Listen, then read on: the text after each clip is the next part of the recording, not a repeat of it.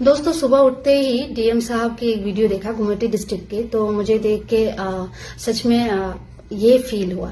Personally जो मैंने feel किया, मैं वो बता रही हूँ।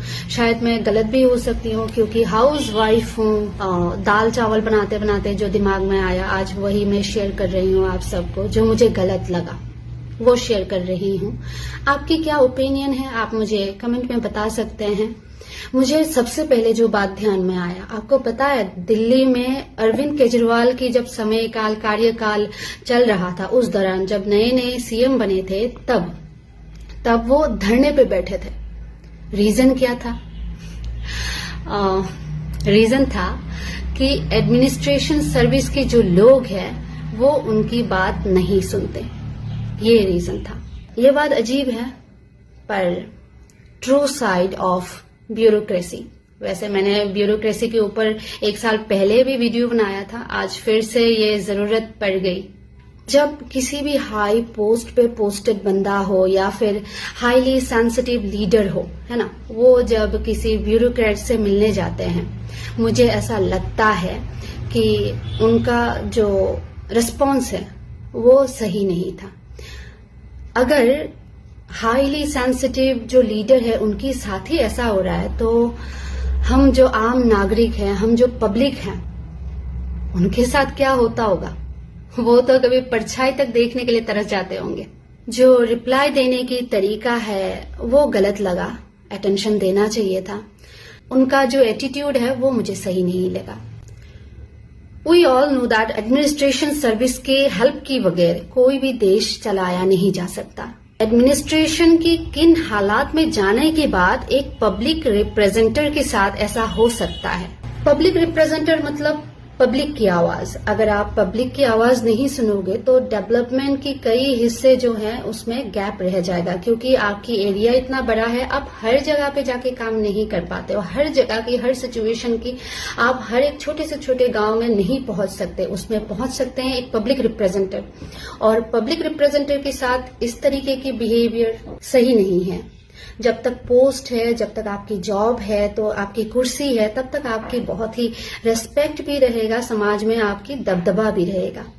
पर एक बार रिटायरमेंट में जाने के बाद सब अपने रूट्स ढूंढते हैं, सब वो कर्म ढूंढते हैं कि मैंने अपने कर्म जीवन में ऐसा क्या किया कि अब बुढ़ापे में आके मुझे लोग याद करें, मुझे लोग वो सम्मान दें जो सम्मान की हकदार आपकी वो कुर्सी थी। देखा जाता है कि आपने अपनी समय काल में, जॉब की समय काल में ऐशो आराम की जिंदगी दी। हर वो जिंदगी जो आपके लिए सरकार प्रोवाइड कर रही है, आपने वो सब कुछ का उपयोग किया, भोग किया। पर देखा जाता है आपको जिस पोस्ट के लिए, जिस चीज के लिए आपको उस ओहदे से नवाजा गया है, आप उस ओहदे के साथ जस्टिफाई नहीं कर पाते हो। ब्यूरोक्रेसी की इस सिस्टम के कारण पब्लिक और एडमिनिस्ट्रेशन के बीच जो गैप है वो मिट नहीं पा रही। सच क्या है, रियलिटी इसके पीछे क्या है, मुझे नहीं पता। मैंने जितना न्यूज में देखा, मुझे सच में बहुत ही ऑड लगा। आपको कैसा लगा, आप कमेंट में जरूर बताइएगा। मैं जहां तक देख पा रही हूं कि ब्यूरोक्रेट्स ने बहुत ही ज्यादा पावर कंज्यूम करके रखा हुआ है, और ये भी सही है कि सरकार की बनने और बिगड़ने में भी ब्यूरोक्रेट्स की सबसे ज्यादा हाथ रहती है। चीफ सेक्रेटरी को इस पे और कड़ी नजर रखना चाहिए। अब इस बात पे और एक बात भी कहना चाहूंगी कि हमारी त्रिपुरा के लोग बहुत जेंटल है भाई साहब, बहुत जेंटल है।